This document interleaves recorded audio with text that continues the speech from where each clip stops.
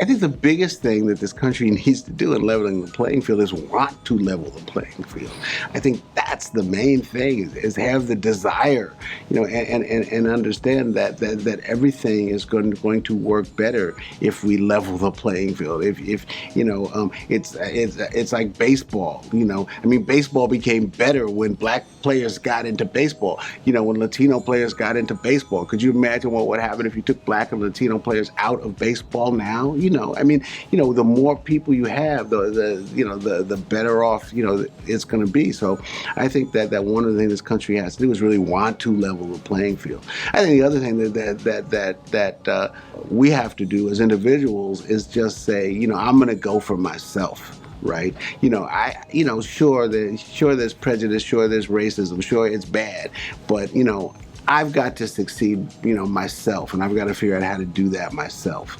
One of the things I love was, when I met my wife, she said, well, they say that there's, not enough black men around. There's not enough black men. And she's like, I don't need black men. I need one. And I'm going to find one, and she did, so, it's that same thing, look, this country has been racist from the day it was born, and that's probably not going to stop in our lifetime. Actually, as we're seeing right now, it's going the other way. But that doesn't mean that you as an individual, can't succeed, and you've got to, go for yourself sometimes. And, like I say, the equipment is out there. It's much easier to use. You can figure out how to get your hands on it, join a class, join a collective, figure something out and get your hands on it. And then, go for it with a vengeance. There's a scene in Miles Davis' Birth of the Cool where, he gets a shot, to play at Newport. And as Quincy Troop says, he went for it with a vengeance. And, that's become, my mantra, man. You got to go for it with a vengeance. You just got to go for it for yourself and go for it. And when we had the last presidential election, when I realized that, I can't even say his name, but when I realized that Trump was going to win, I just went upstairs and I turned off the TV, and I haven't watched the news since then. So I don't really know what's going on. So, I mean, I seriously don't. I haven't watched the news. I haven't read the news. The only way I know what's going on is my wife tells me.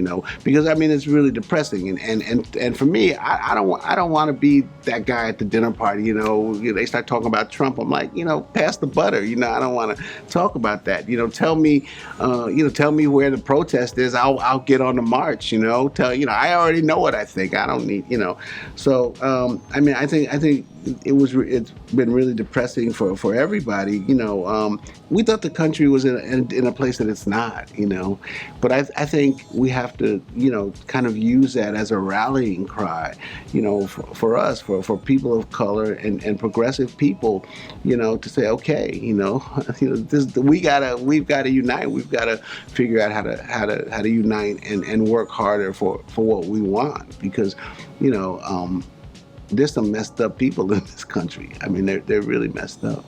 One thing that I think that has driven me is my belief that African Americans have their own culture. It's almost like a parallel universe, from a comic book, So there's a white culture and there's a black culture. It's very close, but it's different. There's major differences, and that's really important that we understand that. I think that one of the feelings and the beliefs that we have at Firelight is that people need to tell their own stories, need to talk about their own cultures. I mean, I would never, feel like I could make a film about the Holocaust. I mean, I would. It would just be like, why would I do that? That if you make a film that's coming out of your own culture, it's like, you could come into my culture and make a film about it, and it's like diving into the ocean. Like you can dive into my culture and skim on the top, but you have a hard time going down to the bottom.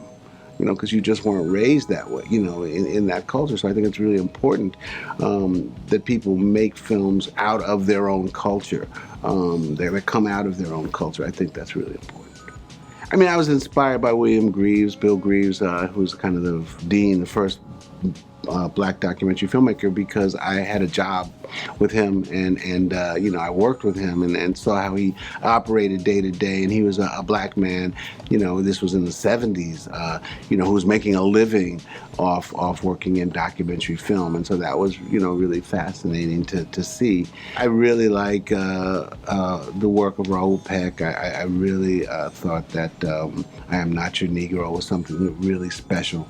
You know, Lumumba and some of that fiction film, but, you know, some of his other work were really special. I am motivated by all the black filmmakers who are out there struggling and you know, and make these films, you know, and get them out and you know, kind of push me forward to, you know, by seeing, you know, them make films and great films despite the odds.